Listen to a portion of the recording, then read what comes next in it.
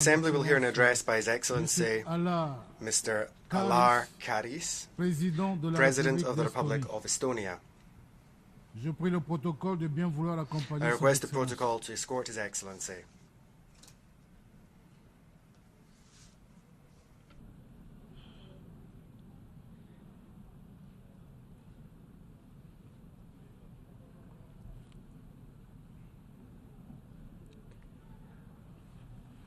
Au nom de l'Assemblée Générale, j'ai l'honneur de souhaiter la bienvenue à son Excellence M. Alar Karis, Président de la République d'Estonie. Je l'invite à prendre la parole devant l'Assemblée.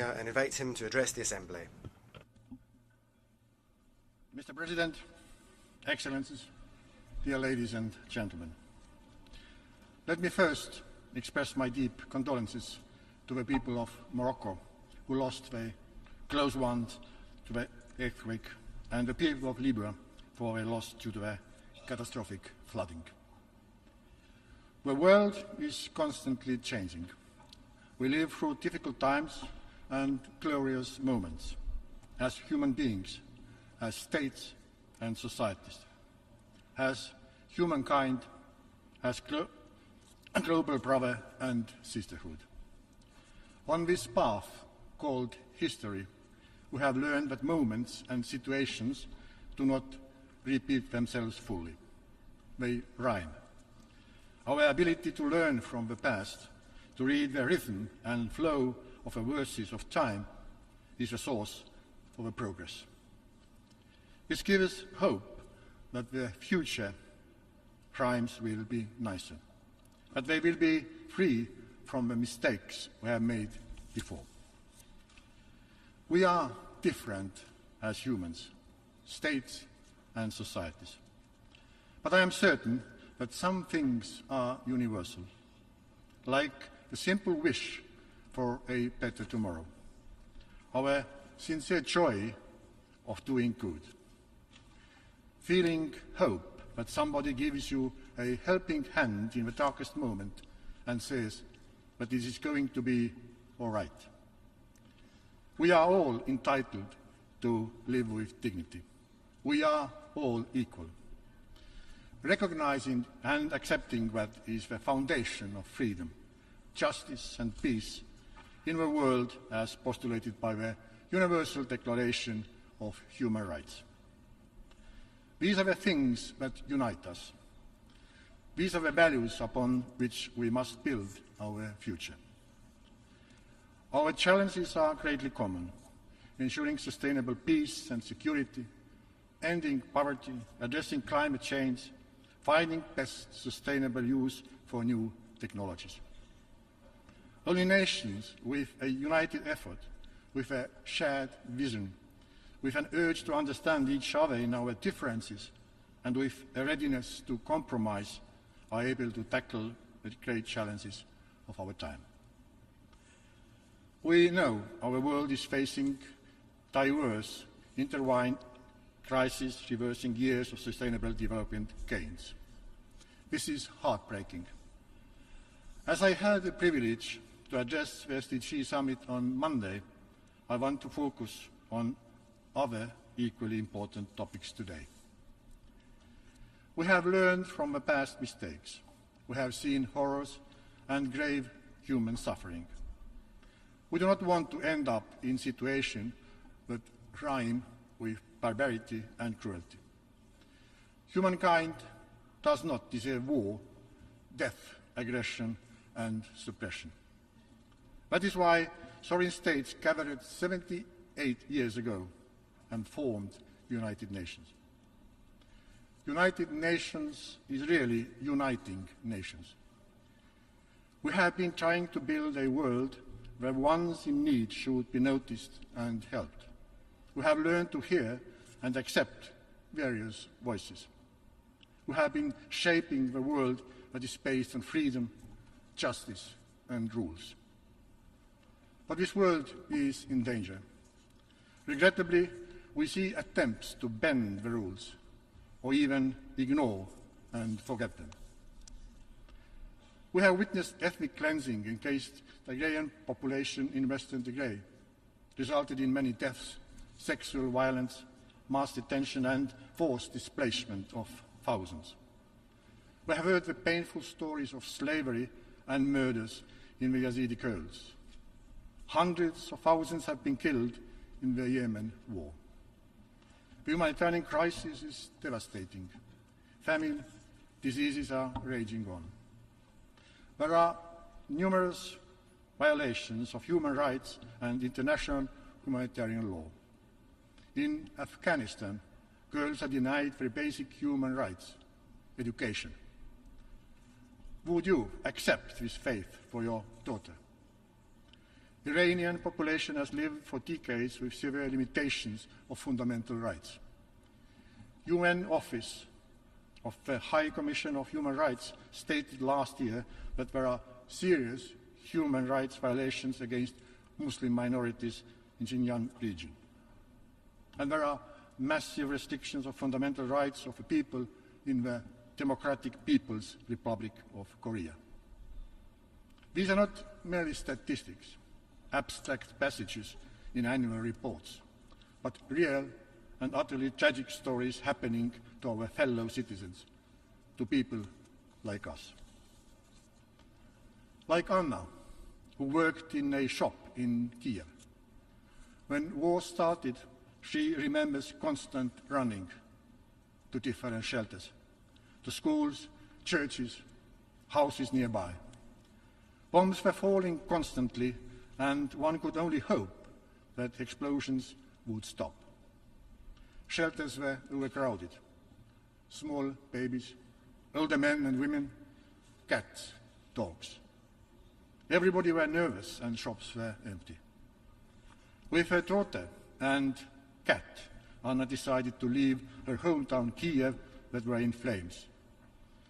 Like thousands of others running for their lives, Anna took a difficult journey and made it to Estonia. There she enjoys especially the sunsets and is amazed how quiet it is. Sometimes when it thunders, she prays, but it would be just a thunder. Russia escalated its aggression against Ukraine into a full-scale war already more than a year and a half ago. A UN Security Council permanent member, Russian Federation, is shamelessly destroying hospitals, kindergartens, grain storages, and schools as we speak. We have to be very clear. Russia invaded another sovereign country using fabricated pretext. The real reason for aggression against Ukraine lies in Russian neo-imperial and neo-colonial aspirations. Russia wants to destroy Ukraine, occupy it, and drain its resources to feed the ideology about its greatness. But what is there great about colonizing another country? The outcome of this war will greatly determine the future world we and our kids are going to live in. Will it be dominated by brutal use of violence by those who commit crimes and destroy others? Or will be living in a world where law and order, justice and universally approved rules will prevail? What kind of lessons will be learning from Russian aggression? How can we discredit the aggression as a rogue tool of statecraft for generations to come? The answer is that Russia's political and military leadership must bear individual criminal responsibility for planning, launching and waging a war of aggression against Ukraine. It is a crime against peace. It is a crime of aggression. It's a leadership crime.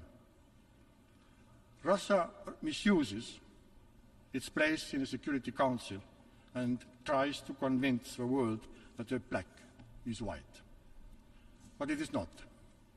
Lie is always a lie, no matter how nicely it sounds. Votes in the General Assembly have proven that there are less and less of those who tend to believe Russian lies. UN Charter says that the purpose of the UN is to prevent and remove the threats of a peace, and the suppression of acts of aggression. Russia has continuously breached this core principle. The fact that Russia is a member of the Security Council does not legitimize its actions. Crime is a crime anyway. Therefore, tribunals should be created, and if it's based on the suggestions from the General Assembly, it would have been desired international legitimacy. If we let the impunity to prevail, we put our own virtues and values, our moral norms under question mark. The whole concept of international trial and arbitration will be under threat. This undermines deeply the international law. This is why the international reaction and response to Russian crimes has an existential significance for us all.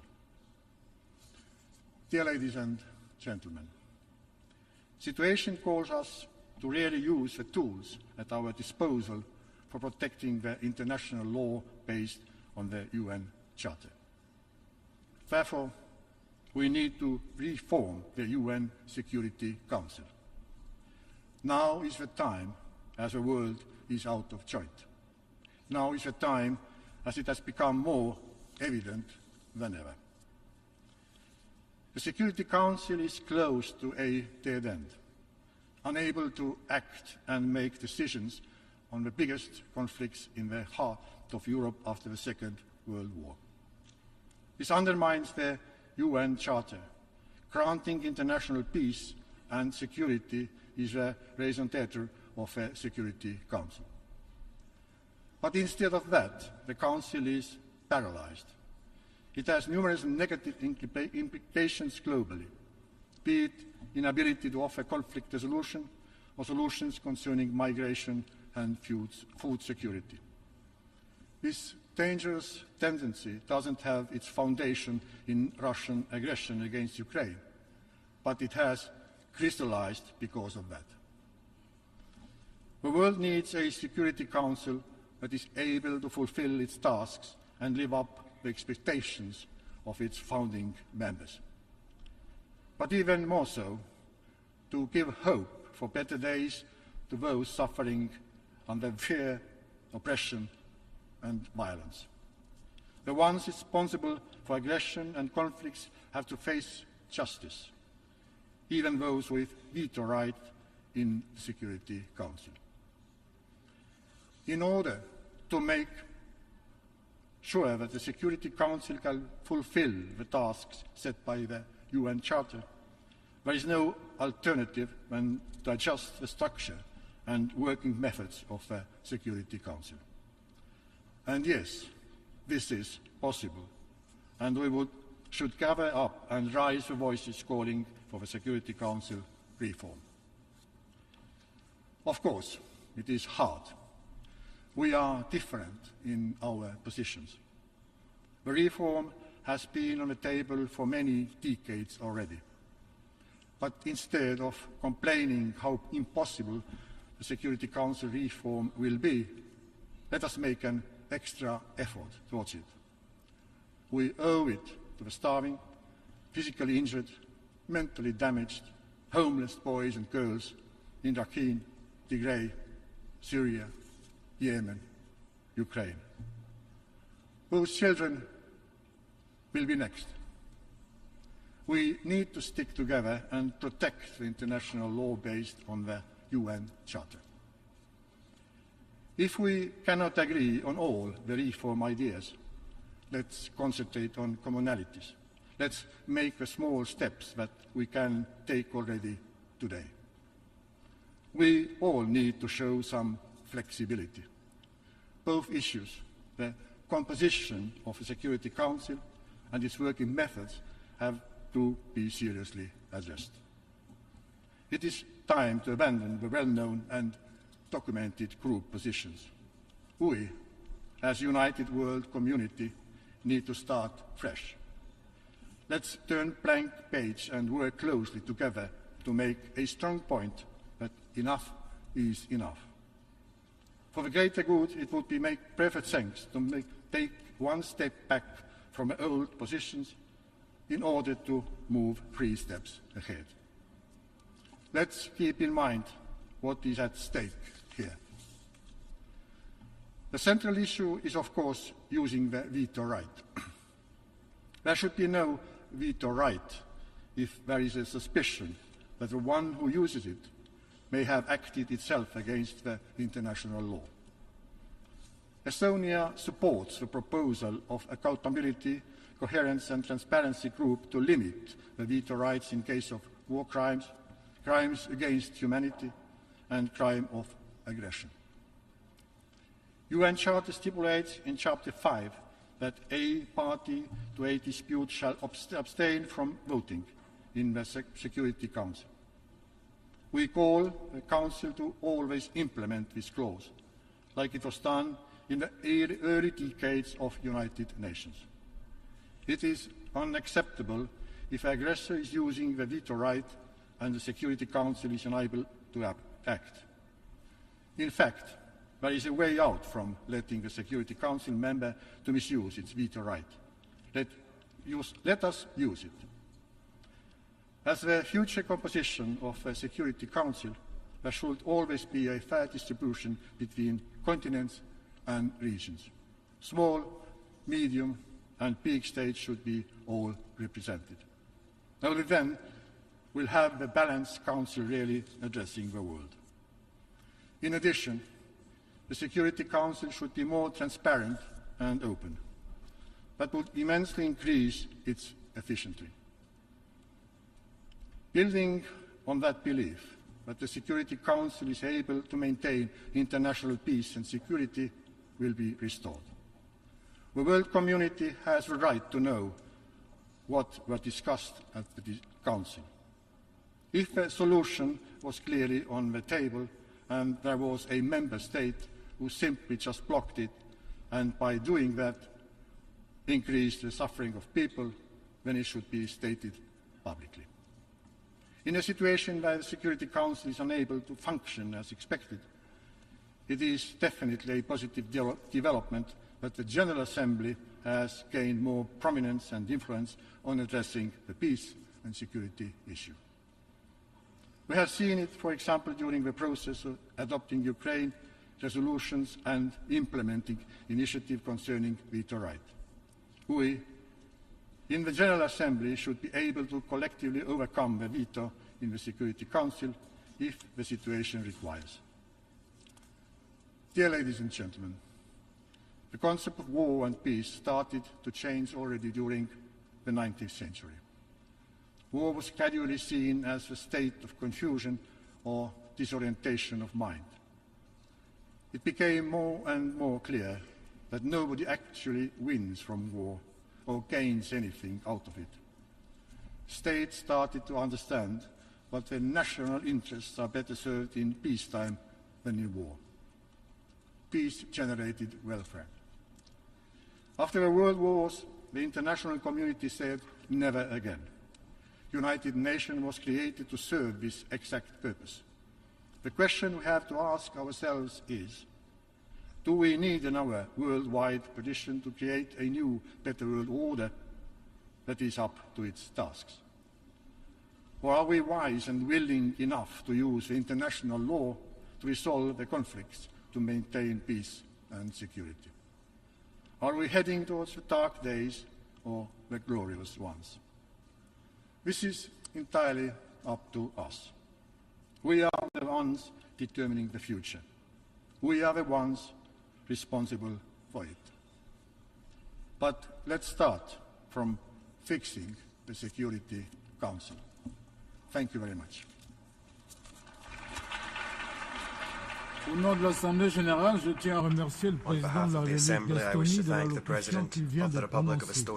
For the statement just made, and I request son protocol Excellence. to escort His Excellency.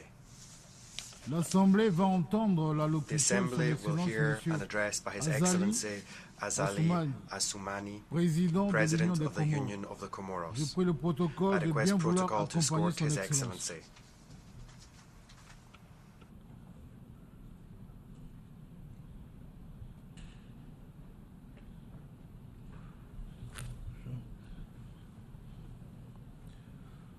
Au nom de l'Assemblée Générale, j'ai l'honneur de souhaiter la bienvenue à son Excellence M. Azali, Président de l'Union des Comores, et je l'invite à prendre la parole devant l'Assemblée. Monsieur le Président de l'Assemblée Générale, President of the General Monsieur le Assembly, Secrétaire Général de l'Organisation des Nations of Unies, the United Nations, Majesté, Your Majesties, Altesse, Highnesses, Excellences, Excellencies, Mesdames et Messieurs les chefs de gouvernement, heads of governments, distingués représentants des pays distinguished et des institutions representatives en of vos rangs et countries qualités. and institutions. Assalamu alaikum wa Assalamu alaikum wa rahmatullahi wa rahmatullahi barakatuh. ta'ala wa barakatuh. C'est avec un It réel is a plaisir real pleasure for que me j'adresse tout to d'abord aux address autorités you américaines here today. And I would like to le first sincère remerciement thank the American authorities. pour We l'accueil thank you chaleureux very warmly que nous for the réserve warm welcome chaque fois that que nous nous we retrouvons see ici à New every York time we are here in pour New York participer in order to à ce grand participate rendez-vous in this annuel great annual de la communauté gathering of the internationale. international community. J'adresse ensuite Next, mes chaleureuses I would félicitations like to à son express my Excellence very warm congratulations to Monsieur His Denis Excellency, Francis, Mr. Dennis pour sa Francis. brillante élection à la Congratulate him on being présidence de brilliantly cette elected to 78e preside over the session 78th ordinaire de session l'Assemblée of des a Nations regular Unies. session of the General Je suis Assembly d'autant of the plus United heureux que Nations. c'est un distingué And I'm représentant all the more happy to do so des since États this insulaires is a en distinguished développement dont representative mon of pays an fait partie island developing state. My qui country is one assume as well, cette and responsabilité we now éminente. have such a person assuming Nul a doute, high Excellence, office. There's no vos doubt, qualités Your professionnelles Excellency, that your et professional votre expérience qualities and your experience alliée à la sensibilité together particulière with the particular aux enjeux du sensitivity you développement have when it comes qui to est le propre de development issues, which l'insularité is seront a un gage de succès characteristic pour les of travaux de la a présente person coming session. from an island will be a Je token saisis of également success of cette this current occasion session. I would like to pour also rendre use un this hommage opportunity to mérité pay à votre a prédécesseur, much-deserved tribute Son to your Excellence, predecessor, His Excellency, M. Xaba Mr. Gorosei, Chaba Koroshi. pour l'efficacité avec Congratulate laquelle him on the il effectiveness s'est acquitté with de which sa he noble has mission en discharged notre his nom à high tous. duty on behalf of us all. J'adresse enfin And au nom de mon finally, pays I would et de like l'Union to, on africaine, behalf of my country and the tous mes African remerciements Union, à son Excellence, express M. all of my Antonio thanks to His Guterres, Excellency Mr. Antonio Secrétaire général Guterres, de Secretary l'ONU, General of the United pour son Nations. investissement We thank soutenu him for his ainsi constant que engagement celui de in l'ensemble the de engagement ses of équipes all of his au service teams de notre in institution the commune service of our pour common le bien institution de nous tous. for the benefit of one and all. Honorable assistance, en Distinguished tant que delegates, président de l'Union as a africaine, chairperson of the African je souhaite Union, porter I aujourd'hui would devant like cette to auguste today, assemblée in front of this august la assembly, voix de l'ensemble des États express the africains voice of all continue à of the croire African states. à It un continues multilatéralisme believing plus juste et plus in efficace, fairer and more effective car plus multilateralism inclusif, because it is more susceptible inclusive d'apporter les and changements therefore profonds can help tant bring souhaités about pour long l'humaine for vie dans le deep continent changes et à that we travers all le monde. wish for because we La want a better life for the concrétisation de ce continent and the entire viendra, nous world. sommes And convaincus, this will be realized, d'une we are réforme en convinced, profondeur du in système an des in-depth Nations Unies. reform of the United Nations system. Africa, d'où vivront 3,8 Where milliards d'habitants à la fin de 3.8 ce siècle, billion people qui will live entend it by jouer the un end rôle of this crucial century, intends dans to la play tête a des crucial ODD, role in attaining a the le droit de SDGs and participer therefore has the right aux to instances décisionnelles participate mondiales in global et decision-making d'accéder, bodies entre autres, and au to, Conseil de inter alia, sécurité des be on the Nations Security Unies Council en tant que as membre a permanent permanent member et jure ainsi de and ses thus droits realize conformément its au rights consensus in de line Julius. with the Azali Tout en consensus. étant une question d'équité, It is a question of cette equity. réforme des Nations Unies This que l'Afrique reform réclame haut et of the fort United est Nations that aussi Africa has been une asking for question loudly and d'efficacité. clearly, but it's also a question Car of il en va effectiveness de la légitimité because it becomes et a matter donc of de legitimacy l'effectivité and therefore du of the multilatéralisme. effectiveness of Je multilateralism. saisis d'ailleurs cette I occasion would like to furthermore pour use réitérer this au nom de opportunity l'Afrique so as to reiterate les on behalf of remerciements les Africa plus our sincères thanks, very à l'endroit sincere des thanks membres du G20 to the members qui of the viennent d'intégrer G20 l'Union who have africaine just integrated que j'ai the l'honneur de African présider Union, en cette année which it is 2023 my honor to au chair sein in de this leur year groupe. 2023 within their Cette group. victoire diplomatique de And this l'Afrique, mais aussi diplomatic du G20, victory for à Africa, but travers also l'Inde, for the où s'est G20, actée cette décision through historique, India, est where porteuse this d'espoir, historic decision was enacted, surtout au moment gives us où hope, especially at the time where a synergy of actions is needed in order to get our countries out of this socio-economic stalemate.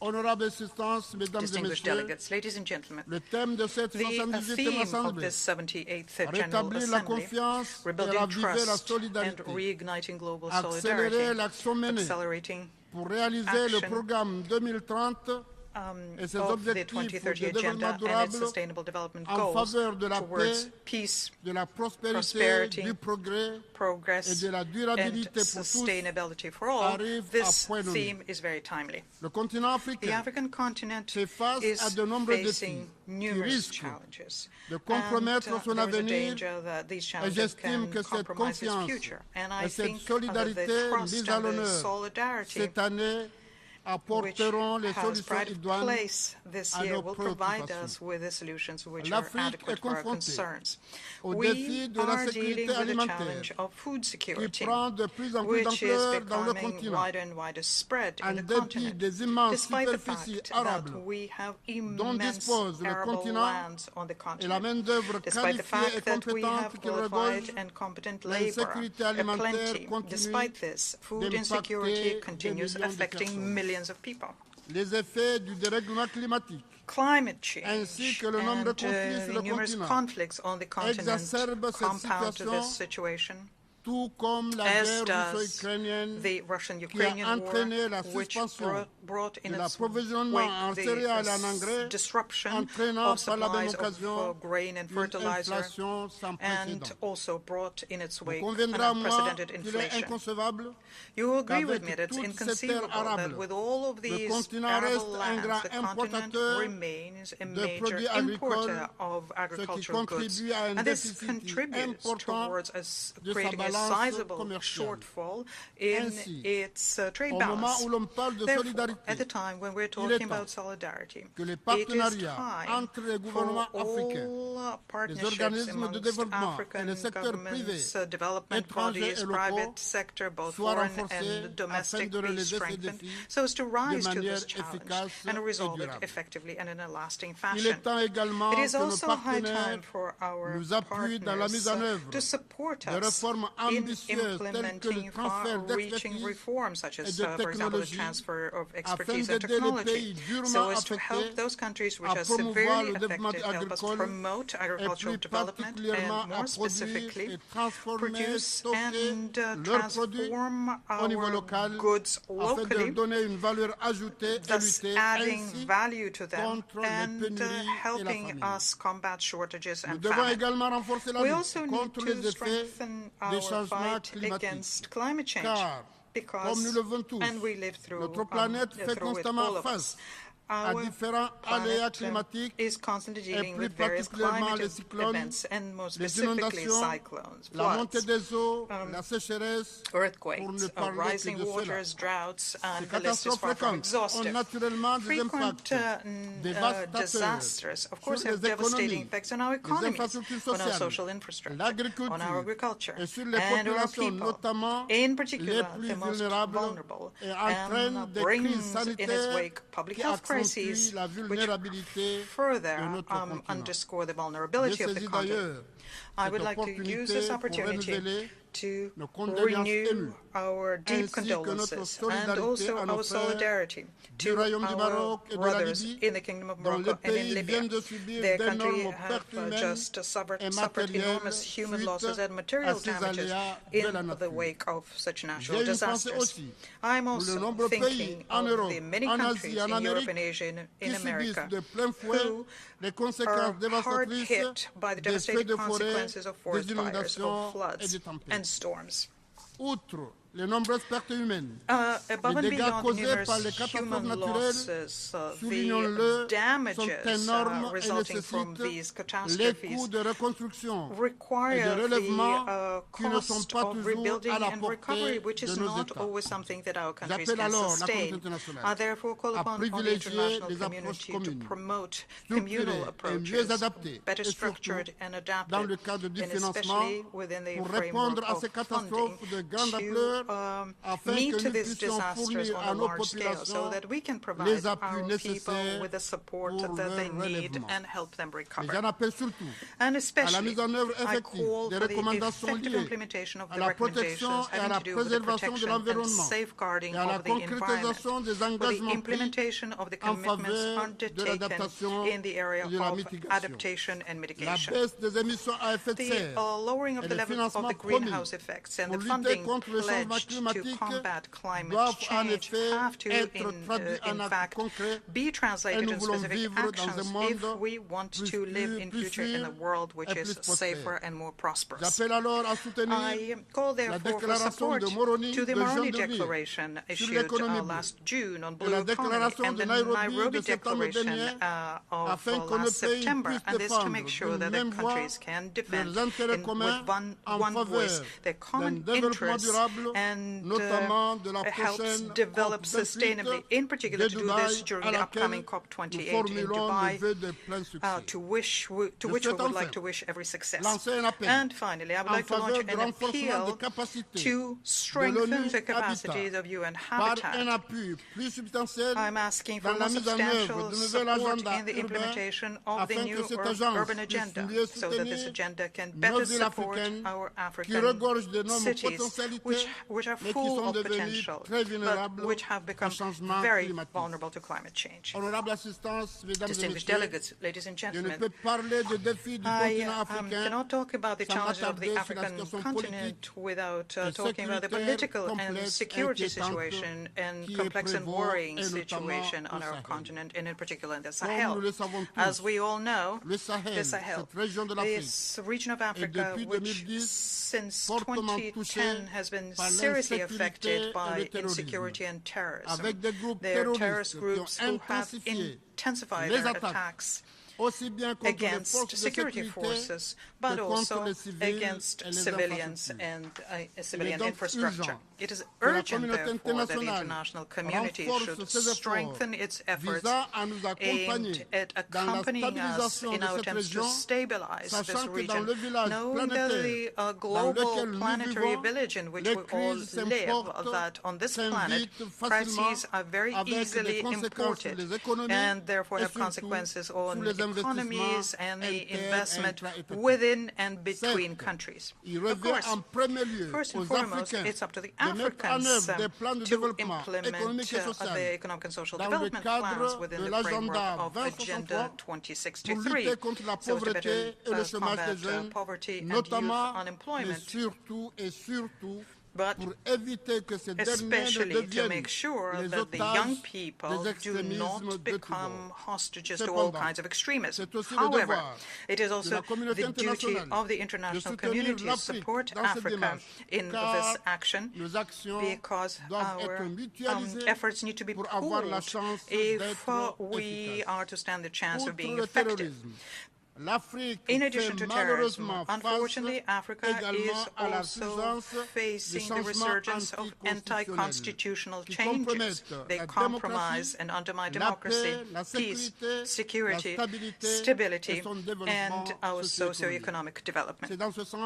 And it is in this regard that the African Union has undertaken sanctions against those who commit such acts and demands a rapid return to constitutional order in the countries concerned. And I would like to here recall solemnly that a political life worthy of its name is not possible without respecting electoral timetables and legitimate institutional mechanisms which undergird a democratic public life. Your Excellencies, ladies and gentlemen, distinguished delegates, Africa, of course, is under all these pressures, but we are fighting for our regional integration to stop the economic stalemate.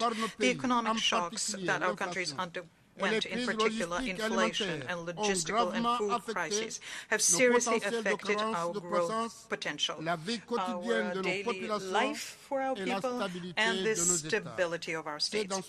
And it is in this regard that since 2021 we have been implementing the African Continental Free Exchange Area, a major continental common market, and this is with a hope to give new impetus to growth and African African GDP.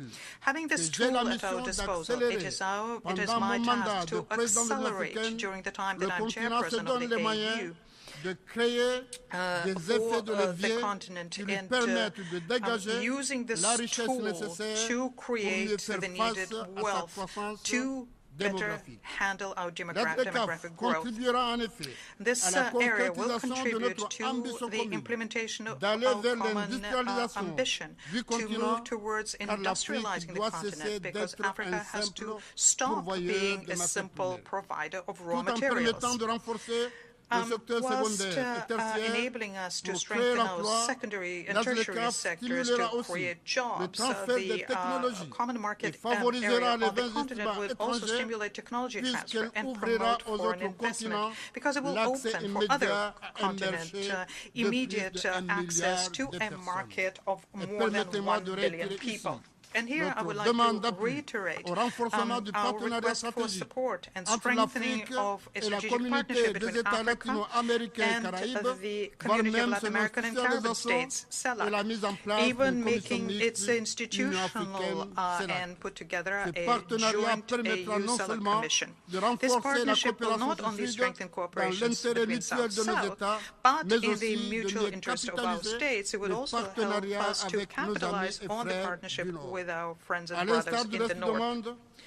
Similarly to the rest of the world, African countries need more than ever peace and security to be able to have better living conditions. Peace and development will also result through resolving political and territorial problems which have to do with the sovereignty of states and the dignity of nations.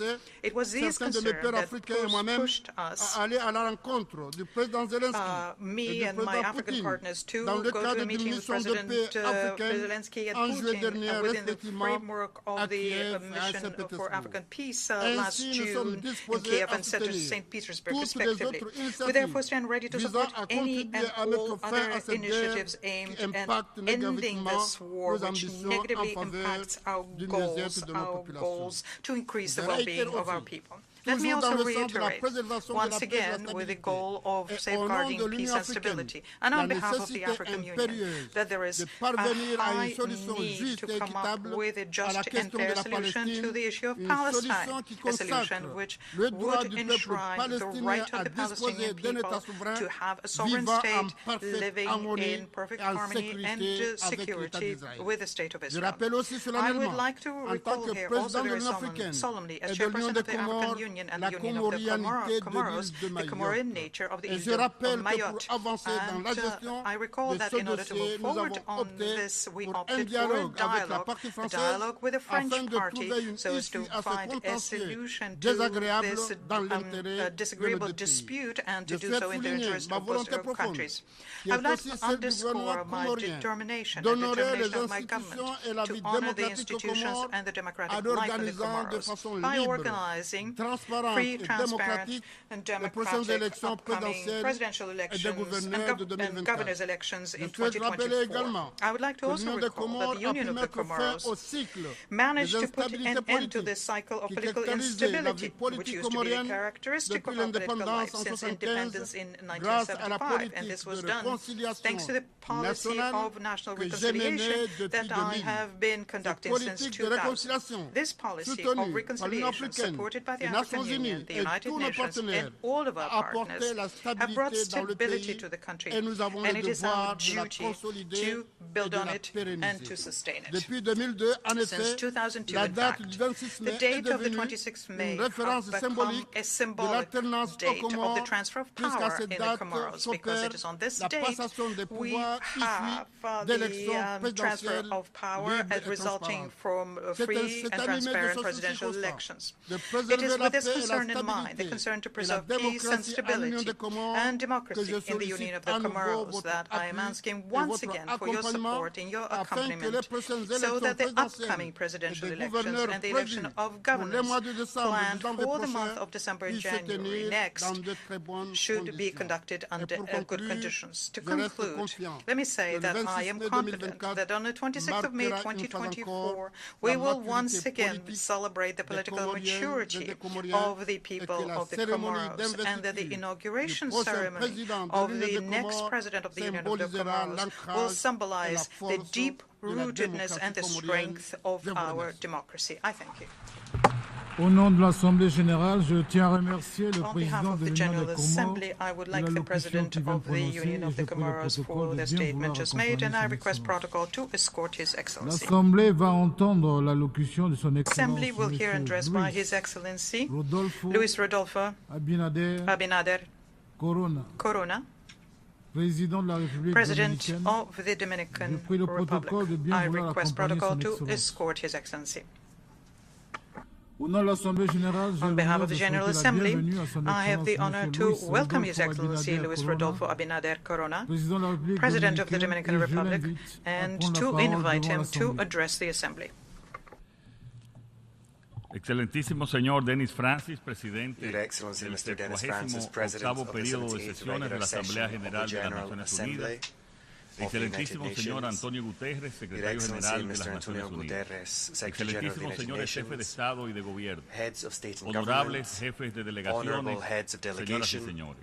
ladies and gentlemen. Avanzada la segunda década del As siglo we enter the XXI, second la decade humanidad of the 21st afronta century, retos heredados humanity y nuevos faces obstáculos que inherited requieren challenges acción. and new obstacles that Debemos require ver action. estas calamidades como We must see these oportunidades que nos calamities as combinan a trabajar opportunities that juntos compel para us to work superarlas. together to overcome República them. Dominicana The tiene el Dominican firme Republic has the compromiso de que firm podamos commitment construir un that modelo we de can build desarrollo a humano, model inclusive, of justo inclusive y human sostenible. development that is just Sin and embargo, sustainable.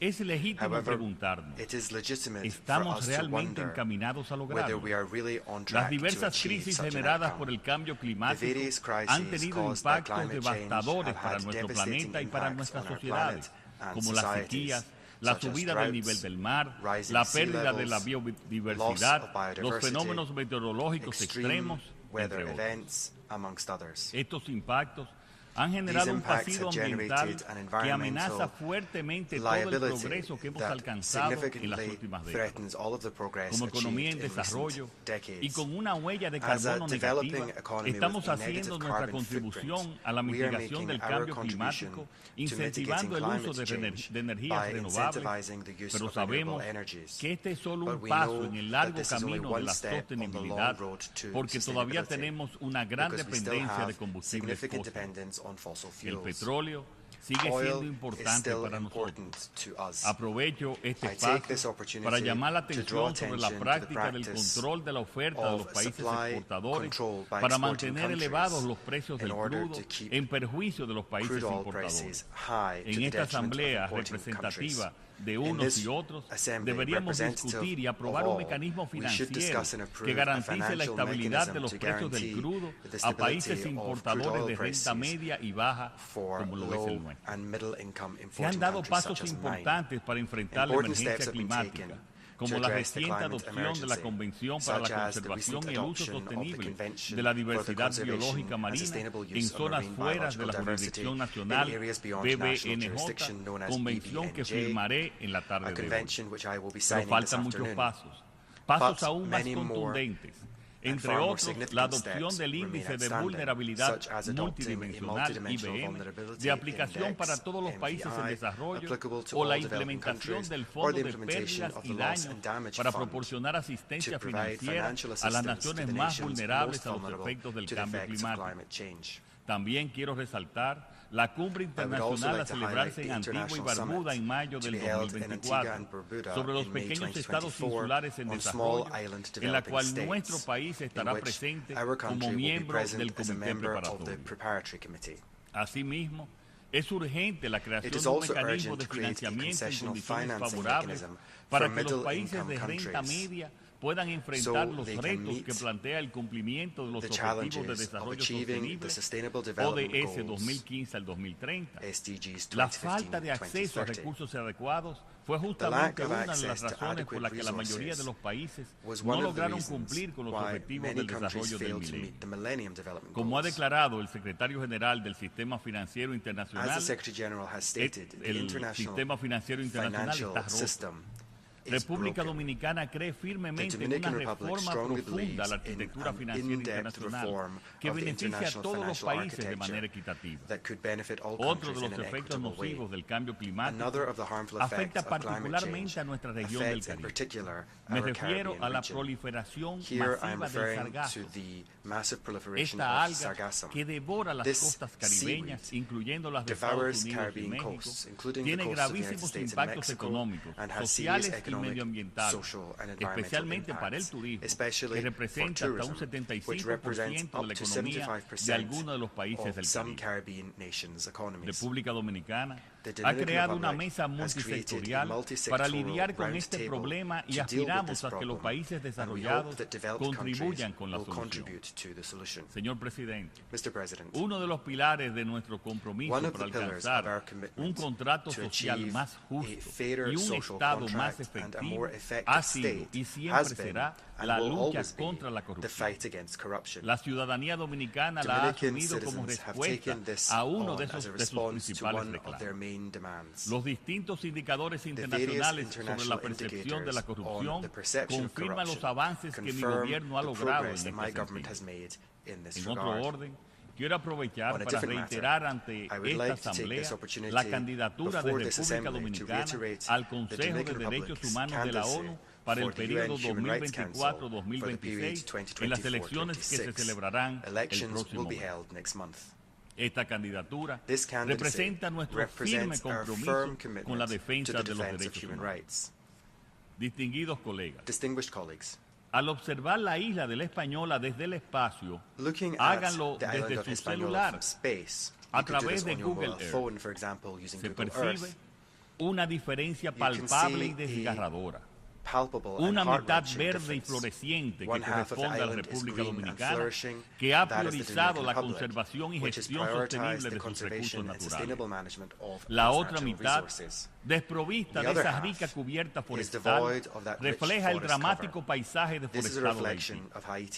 Esta frontera natural no es solo una lección geográfica, sino es un potente recordatorio de lo que le espera al mundo si continuamos ignorando las alarmas de la naturaleza.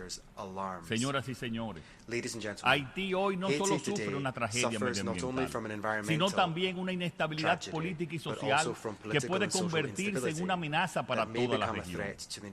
No me es grato recordar el llamado que hice hace 2 años atrás a esta Asamblea General cuando dije, desde que este gobierno asumió el poder, hemos venido anunciando la posibilidad de que la situación haitiana pueda desbordar las fronteras de ese país, incidiendo como un factor de inseguridad en la región. De ahí la necesidad de que esta comunidad de naciones asuma de una vez y por todas el tema haitiano como uno de altísima prioridad y de permanente seguimiento. Hoy, 2 años después, se verifica la dura realidad de esa advertencia. Un pequeño grupo de particulares haitianos ha retomado la construcción de un canal de trasvase ilegal en territorio haitiano para extraer agua del río Dajabón en violación de los tratados fronterizos dominico-haitianos. La comunidad internacional debe conocer que el río Dajabón nace en Loma de Cabrera y la mayor parte de sus 55 kilómetros recorren nuestro territorio hasta desembocar en la bahía de Manzanillo y Montecristo. Solo 2 kilómetros entran en territorio haitiano. Y en ese pequeño tramo del lado de Haití es donde están haciendo el canal. La información que disponemos indica que es una maniobra de control de agua por parte de una reducida élite económico-política para lucrarse con su venta a pequeños productores de la zona. La idea de ese proyecto nunca fue comunicada oficialmente al gobierno dominicano, ni se suministró documentación sobre su envergadura, su impacto ambiental y la identidad de sus beneficiarios finales. A pesar de la exigua información disponible, los análisis que hemos realizado demuestran que la obra pone en riesgo el acceso al agua de centenares de familias agricultoras dominicanas y haitianas, aguas abajo de donde se construye el canal.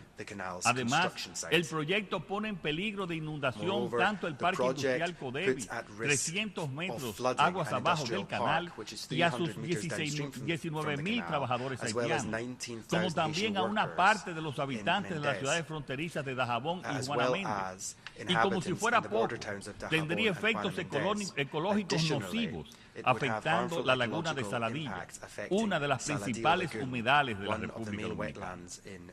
Desde abril de 2021, nuestro gobierno ha solicitado a las autoridades haitianas reiteradas veces detener la construcción unilateral e ilegal de dicha obra. El propio gobierno haitiano ha señalado que no se trata de una obra gubernamental, pero no la ha detenido producto de la debilidad institucional y la crisis de orden público y seguridad en ese país. La situación ya ha derivado en una delicada animosidad a ambos lados de la frontera. Ante este acto ilícito internacional, cometido por particulares en una parte del río que se encuentra en territorio haitiano, el gobierno dominicano se ha visto obligado a tomar medidas contundentes, como el cierre de la frontera con Haití, para garantizar la seguridad y el interés nacional, así como para proteger nuestros ríos, medio ambiente y producción agrícola.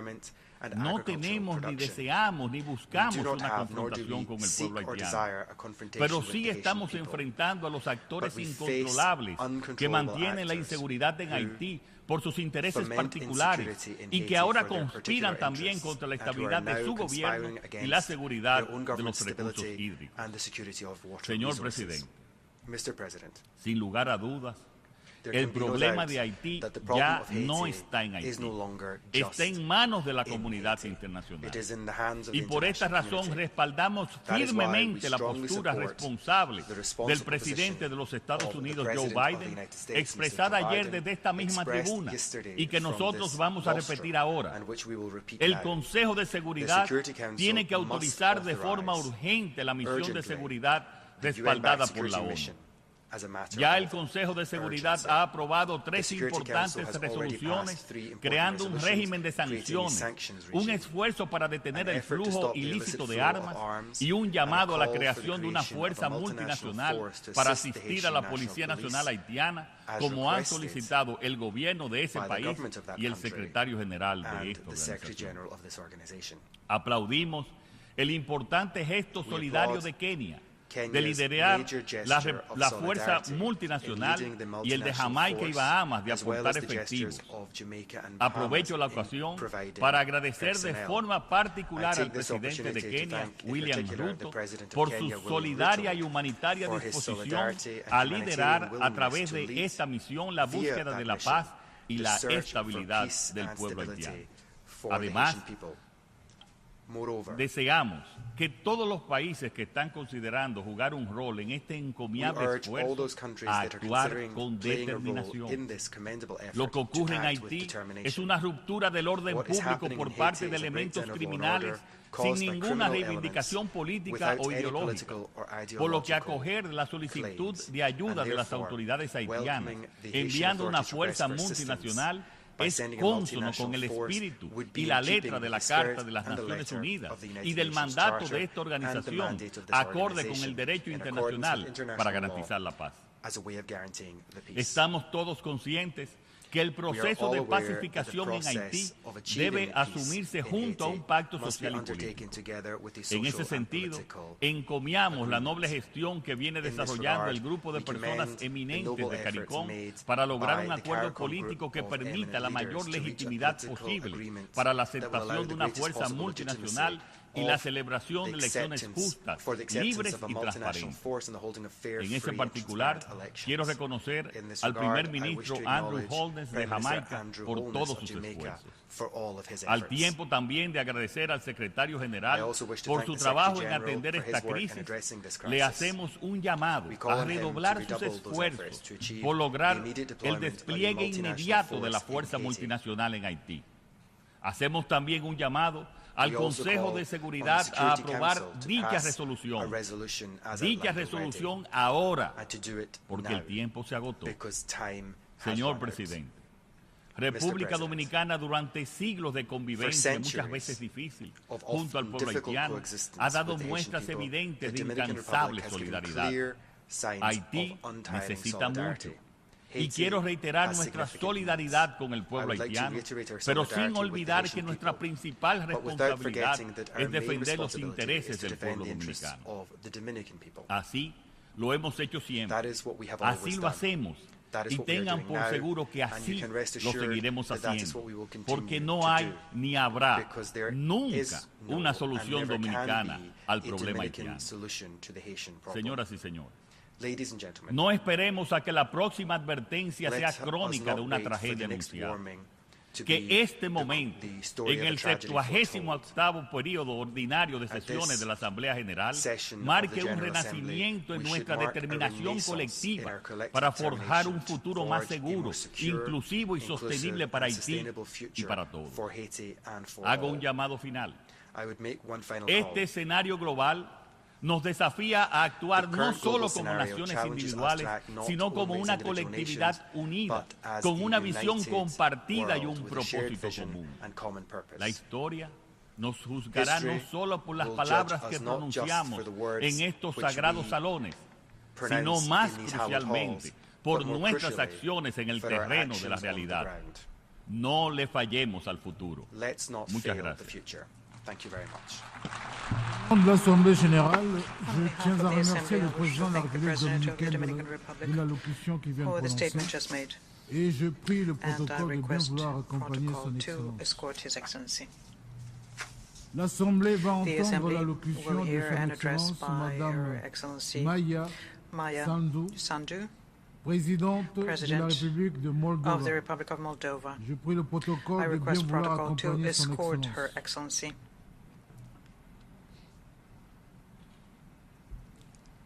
On behalf of the General Assembly, I have the honor to welcome Her Excellency Maia Sandu, President of the Republic of Moldova, and to invite her to address the Assembly. Mr. President, Mr. Secretary General, Your Excellencies, it is with great pride that I once more stand before you at the General Assembly of the United Nations to represent the Republic of Moldova, a country on the front line of the fight for democracy. Today, Moldova stands stronger and more resilient than a year ago. We stand firm in our belief in a democratic future, and we stand firm with Ukraine as our neighbor continues to resist Russia's brutal invasion, an attack on its sovereignty and way of life. We stand firmly for Ukraine's victory, because when Ukraine wins, the free world wins. Now, more than ever, support for Ukraine must not diminish. Please continue supporting Ukraine. Ladies and gentlemen, Ukraine, Moldova, Europe, and the free world are facing an external assault on our values. But countries like mine haven't broken free from imperial chains only to be brought back into servitude. We push forward.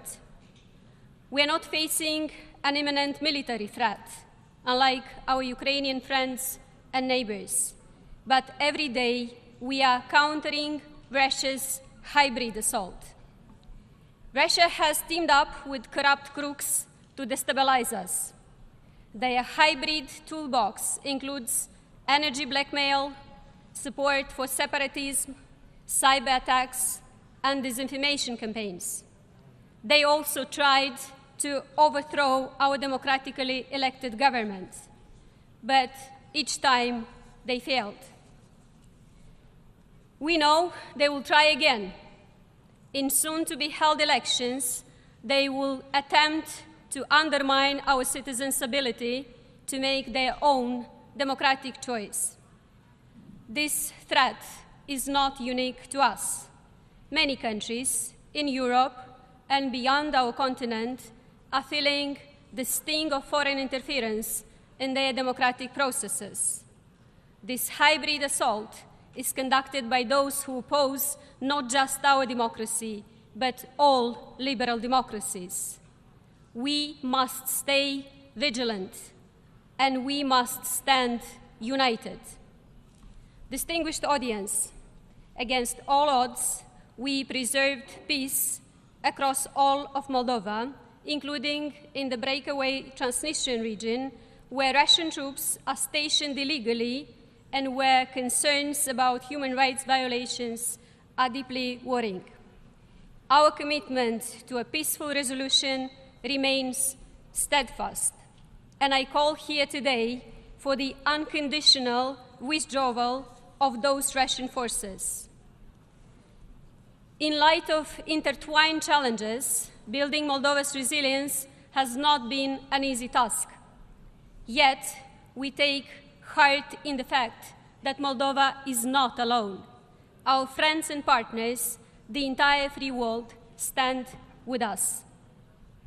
Building resilience means that Moldova has moved from relying solely on Russian gas to having a mix of energy sources and backup storage. We are also building electricity lines to Europe, investing in energy efficiency, and pursuing renewable sources. The true measure of a democracy's success rests in its ability to deliver a better life and real economic benefits to citizens.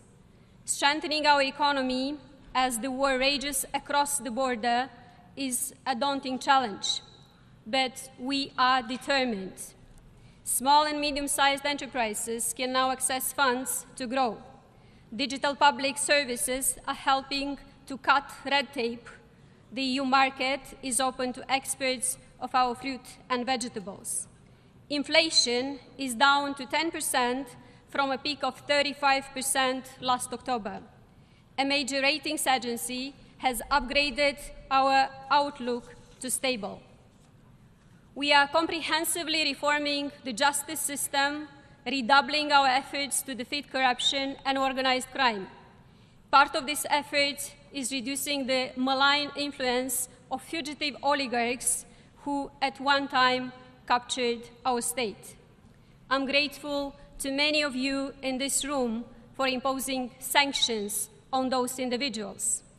The next critical step in this journey is to ensure that the stolen money is returned to the Moldovan people. As evidence of our commitment on corruption perception, as measured by Transparency International, we improved by 24 places in the past 2 years, our best score in a decade. On the Rule of Law Index, part of the World Justice Project, we have advanced by 14 places since 2020. Greater resilience will also come through enhanced transport links with Europe, vitally important given Russia's blockade of Ukrainian ports and the disruption of trade routes. We are upgrading roads and railways, and this modernized infrastructure will not only boost our trade and create jobs, but will support solidarity lanes for Ukraine, ensuring that its grain reaches the regions where it's needed most. And one day, these very connections will be aiding Ukraine's post-war reconstruction. As we build up defenses and resilience, Moldova is increasingly recognized as a contributor to regional security, a strong neighbor to Ukraine and partner to the EU in countering security challenges. But our commitment extends globally. Moldovan servicemen actively contribute to peacekeeping missions, including most recently in the United Nations Interim Force in Lebanon. Underscoring our commitment to the security of our continent, we hosted the European Political Community Summit last June, a summit that further cemented our place in the European family. Ladies and gentlemen, economic progress, improving security, and reinforcing our democracy are part of our journey towards membership of the European Union. Moldova's European aspirations have long been well known. Last May, 100,000 Moldovans rallied in Chișinău to reassert their commitment to democracy and to EU membership. let me be clear. Moldova's EU membership is not just a political choice. It is the only way to protect our liberty, peace, and democracy. The enlargement of the EU is the sole path to ensure our neighborhood stays anchored in the free world and that we deliver better lives for our citizens. It would also demonstrate the Union's commitment to peace, the very reason the European Union was built. When it comes to membership, we believe in a fair and merit-driven process and have been doing our work diligently. With this in mind, I call on the European Commission and all EU members to support us. I extend this call beyond the EU borders to all the countries of the free world, especially those with well-established, robust democracies who have long reaped its benefits and understand its worth. The success or downfall of one democracy resonates globally. When one thrives, it inspires hope in others. When one falters, it risks a domino effect. Today, the fight for democracy anywhere is the fight for democracy everywhere. And in this interlinked fight for democracy, we will prevail. Thank you.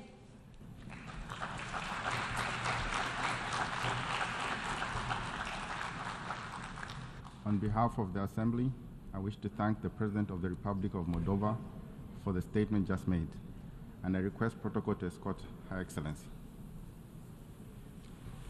The Assembly will hear an address by His Excellency Julius Maada Bio, President of the Republic of Sierra Leone. I request protocol to escort His Excellency.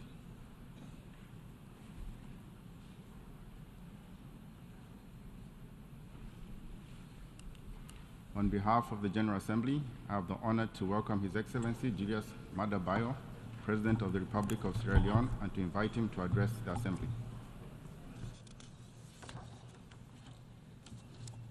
Your Excellency Dennis Francis, President of the General Assembly, Your Excellency Antonio Guterres, Secretary General of the United Nations, Excellencies, colleague heads of states and government, distinguished ladies and gentlemen. Your Excellency, permit me to extend my heartfelt congratulations on your auspicious assumption of the presidency of the 78th session of the General Assembly. My delegation and I stand unwaveringly by your side, committed to fortifying the bedrock of global unity during your tenure. I offer my profound respect and gratitude to your predecessor, Mr. Saba Kurusi of Hungary, whose deft stewardship of the 77th session is a guiding beacon for all.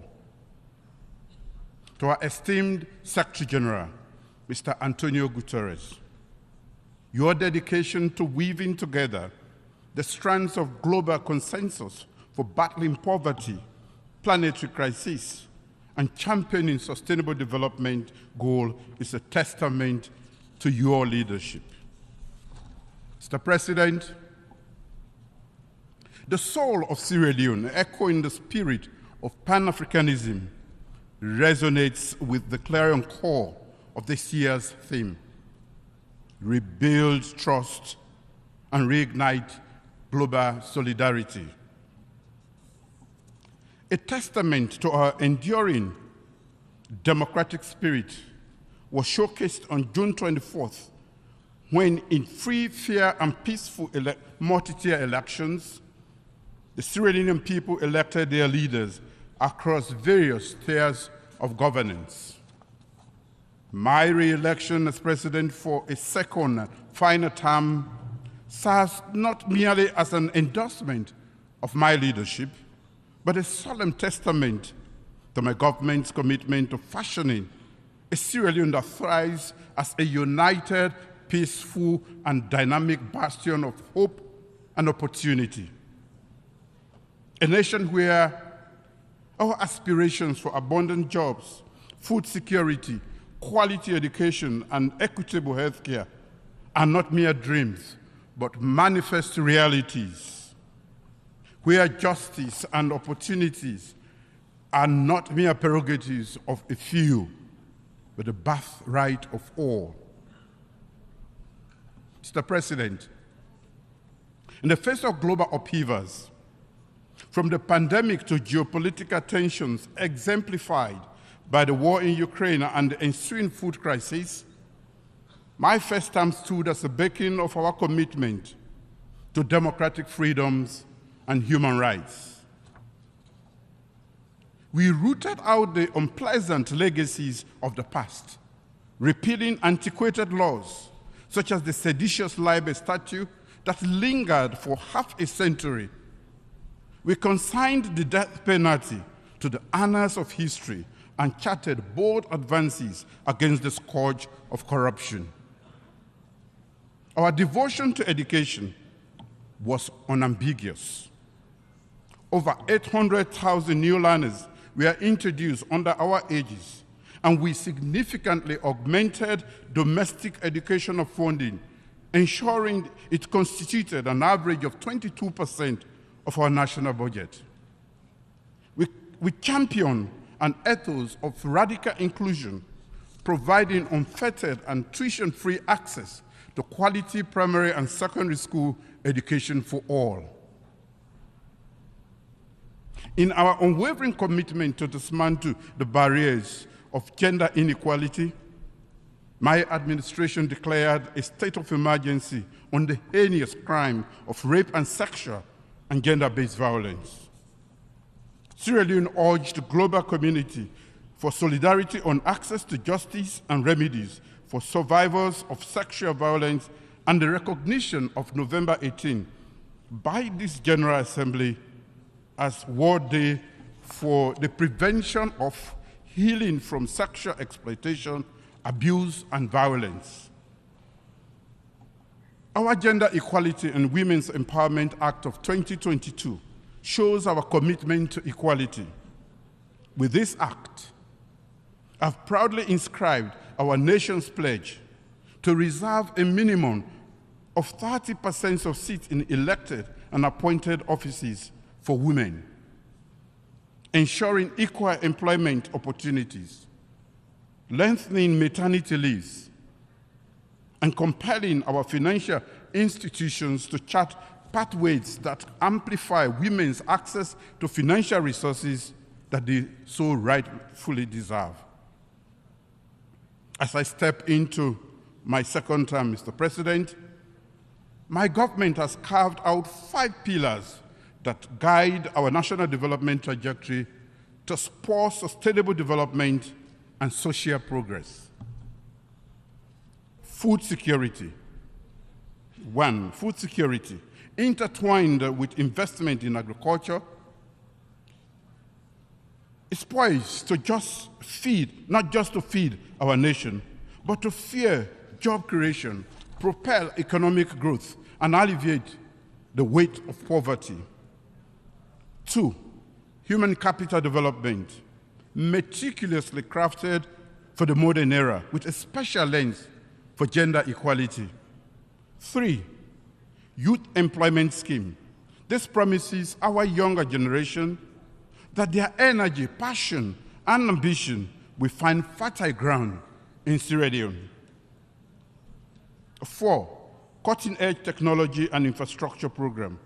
This is conceptualized to pave sustainable pathways of economic ascent. And a thorough revamp of public service architecture, refining its essence for utmost efficiency, professionalism, and service delivery. SDGs towards peace, prosperity, progress, and sustainability for all. Mr. President, 78 years ago, the United Nations was born from the profound understanding that peace, development, and human rights are inextricably intertwined. Each element nourishes the other, creating an equilibrium essential for global harmony. As we stand at this juncture, let us remember that the noble ambitions enshrined in the Charter of the United Nations to foster international cooperation, to confront and surmount challenges, be they economic, social, cultural, or humanitarian in nature. It is in unity and shared purpose that the promise of a brighter, just, and peaceful world is realized. The resonant theme of this General Assembly, therefore, opens a horizon of possibilities, beckoning us to harmoniously forge ahead in the shared pursuit of accelerating actions on the 2030 Agenda and its sustainable development goals towards peace, prosperity, progress, and enduring sustainability for all. Our world faces formidable challenges: widespread poverty, persistent hunger, the looming shadow of climate change, and the unsettling presence of sustained and emerging conflicts. To honor our 2030 Agenda for Sustainable Development commitments, member states of the United Nations must rekindle the fires of trust and galvanize a renaissance of global solidarity. Trust requires a harmonious amalgamation of our collective wisdom and resources. Solidarity mandates our unwavering cohesion, even when navigating different and opposing philosophical terrains. In pursuing the 2030 Agenda, we must resolve to leave no one behind. We must fervently champion inclusivity, recognizing the intrinsic value of every individual, irrespective of their circumstances. Progress has been made, but we acknowledge that the road ahead is challenging. However, this challenge also presents an opportunity for innovation and collaboration and reimagining our global priorities. ECOWAS regional peace and security. Mr. President, we view with deep concern the rising tides of insecurity and the subtle erosion of democratic governance and ideas in the West African sub-region and the Sahel. Sierra Leone raises its voice alongside our ECOWAS allies, expressing unequivocal dissent towards an extra-constitutional changes of government. Such challenges to the very bedrock of our democracy threaten the stability of individual nations and the fabric of our collective African identity. While we stand united, it is not simply a call to maintain things as they are. Real stability and lasting peace don't come from resisting threats or building defenses. Instead, they arise from genuine, open conversations. True dialogue requires that everyone at the negotiating table must be ready to seek and find common ground. While we emphasize the importance of dialogue, we cannot ignore the crucial reality. The ongoing threats to our continent's constitutional stability are signs of deeper problems. Every action that undermines the rule of law is connected to underlying issues. These range from past and present injustices to the burden of poverty, widespread unemployment, and the dangers of discrimination. Our duty is clear. We must lift our people from poverty. We should focus on creating jobs and supporting industries that benefit our countries and our continent. Mr. President, national electoral reforms. Elections as vehicles of democratic transformation fortify governance, and allow peaceful transitions. After our nation's multi-tier elections on June 24th, we stand resolved to strengthen our democratic foundation, recognizing the significance of deepening our democracy. I have instituted a National Electoral Systems Review Committee to address historical challenges to our electoral processes. Since our first multi-tier elections were conducted after the Civil War in 2002, the electioneering process has been plagued with persistent challenges, including contestations of declared presidential election results by the constitutionally mandated Electoral Commissioner.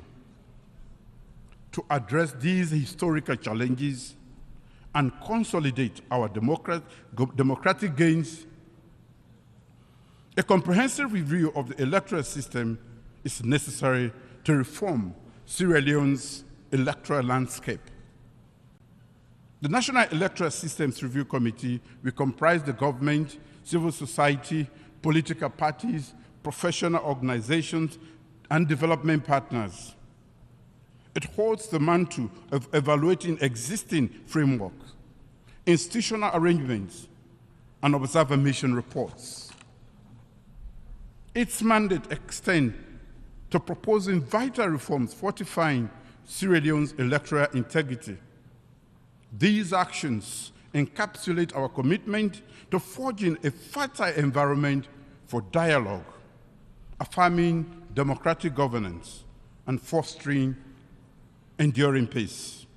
Mr. President, it is regrettable to note the decision of certain member states to introduce unilateral cohesive measures, including visa restrictions on Sierra Leonean citizens following the recent multi-tier national elections. We observe that such unilateral measures, which are in contravention of international law, have sometimes been the response to electoral outcomes in other African nations to exert political pressure. As members of the international rules-based community, African states strive for sovereignty and meaningful cooperation based on mutual respect and understanding. In democratic processes, every democracy faces unique challenges. However, the essence of sovereignty, as contained in the UN Charter, is the ability of member states to address and resolve internal matters independently and without external pressure. In our engagement on the international stage, we hope for understanding and mutual respect, especially on important issues like national elections. Constructive dialogue and open channels of communication should be the pillars of our global interaction and not punitive, unilateral, cohesive measures that do not further the entrenchment of democracy, but instead strain relations between nations. Sierra Leone remains steadfast in its commitment to free, fair, and credible elections alongside our dedication to the rule of law. We believe that democratic progress is a journey, and its pace varies from one nation to another. We respect the individual paths countries have taken in their quest for democracy and anticipate the same level of understanding and respect for ours. We aspire to nurture relationships rooted in solidarity, cooperation, and mutual respect, all directed towards a shared global future. United Nations Security Tenure. As Sierra Leone takes its non-permanent seat at the United Nations Security for the 2024-2025 term after a hiatus of 53 years, we are deeply aware of our shared duty to uphold international peace and security. The profound nexus between peace, development, and human rights will be the beacon guiding our priorities. We stand poised, resolute, and committed to forging a world where these ideas are not mere aspirations, but enduring realities for all.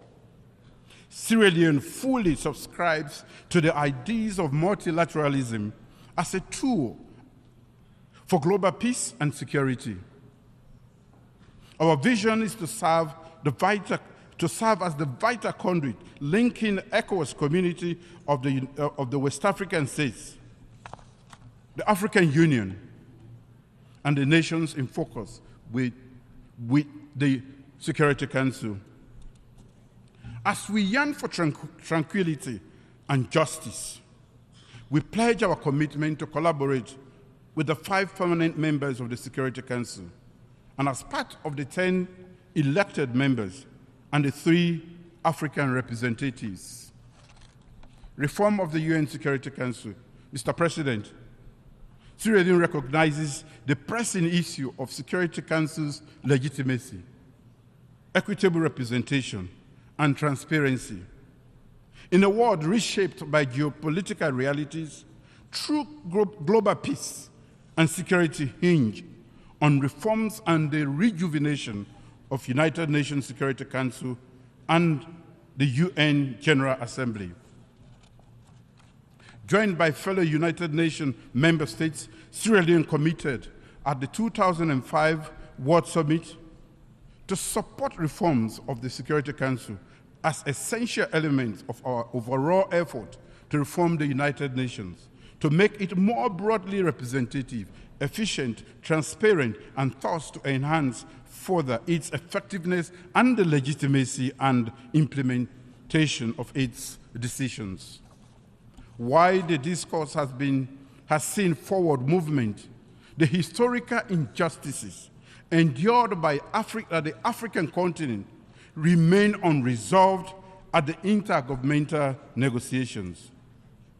Africa glaringly stands alone as the only region without permanent representation within the Security Council and is conspicuously unrepresented in its non-permanent category. The United Nations security remains trapped in the era of 1945, when much of Africa was still in the regrettable grip of colonialism. We must not allow this colonial ethos to persist 3/4 of a century later. Africa demands for 2 permanent seats, complete with commensurate rights, including the veto, is maintained, if maintained, and 5 non-permanent seats are issues of equity, justice, and our right to have an equal say in the decision-making on issues that affect the African region. Our conviction is steadfast. Security Council reform should squarely confront these long-standing inequity and imbalance, addressing Africa's unique circumstances.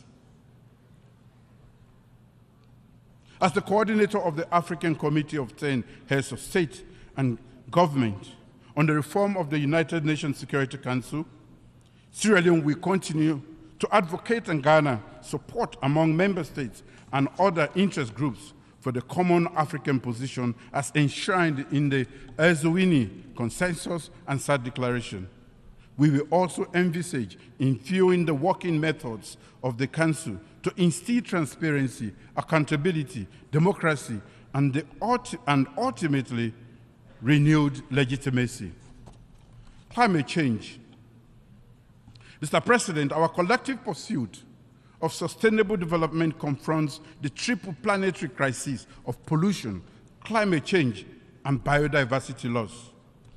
Despite contributing minimally to these crises, Sierra Leone remains intensely vulnerable to their repercussion, a reality compounded by our limited capacity to cope. Our National Adaptation Plan, launched in 2018, as an embodiment of our commitment, designed to have our vulnerability by 2030. It underscores risk awareness, regulatory enhancement, institutional empowerment, and gender-responsive adaptation strategies. Sierra Leone seeks equitable and timely access to climate financing. We request unfettered access to leverage new climate change adaptation and mitigation technologies and shared knowledge. Our salvation from the escalating climate change crisis lies in collective wisdom and concerted efforts. Global solidarity. In today's complex world, the urgent need to rebuild trust and strengthen global unity stands out. We must adopt a cooperative approach, set aside individualistic actions, and promote shared progress based on common values. As we deal with disputes of sovereignty and self-determination across the world, we must also resolve to do so with dialogue, exhausting all avenues for peaceful resolution. Conclusion.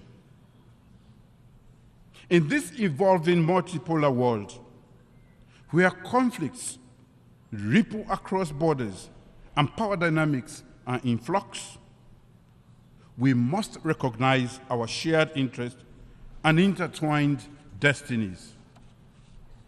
The multifaceted crisis challenging our global community demands unified action. For our collective strength is determined by our most vulnerable segments. The voices we make today, the choices we make today, have far-reaching implications for tomorrow. We stand at a crossroads. One path takes us to mere rhetorical commitments to equity and solidarity, while the other beckons us to act with conviction, driven by profound belief in equity and justice, economic justice, social justice, political justice.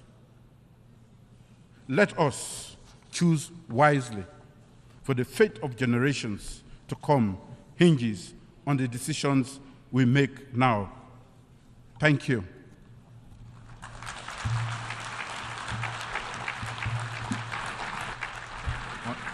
On behalf of the Assembly, I wish to thank the President of the Republic of Sierra Leone for the statement just made, and I request protocol to escort His Excellency. The Assembly will hear an address by His Serene Highness, Prince Albert II, Sovereign Prince of Monaco. I request protocol to escort Serene Highness, His Serene Highness. On behalf of the General Assembly, I have the honor to welcome His Serene Highness, Prince Albert II, Supreme Prince of Monaco, and to invite him to address the Assembly.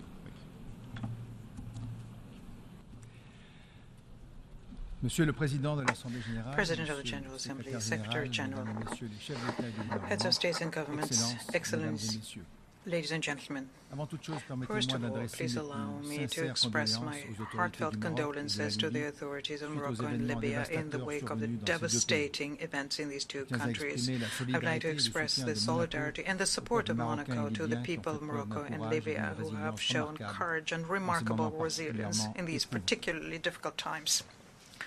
In 1993, I was taking the floor for the first time from this rostrum as head of delegation of the Principality of Monaco. This is what was at the 48th session of the General Assembly. My country celebrated the 30th anniversary of its admission last spring. My determination to do that, to make sure that Monaco contributes to the implementation of the Charter, is strengthened by the fact that current challenges oblige us to do that. This year, we're celebrating the 75th anniversary of the Universal Declaration of Human Rights, and I would like to welcome the commitment of Eleanor Roosevelt, who played a decisive role in drafting this historic document, aiming at making sure that every human being can have their inalienable rights. In the recent decades, the United Nations has achieved gains that only multilateralism can allow for. For example, the Agenda for Peace, which was passed during the Security Council Summit in 1992, Agenda for Development, General Assembly in 1997, Millennium Development Objective in 2000, Sustainable Development Objectives in 2015. It is through working together that we've been able to move forward quite so significantly.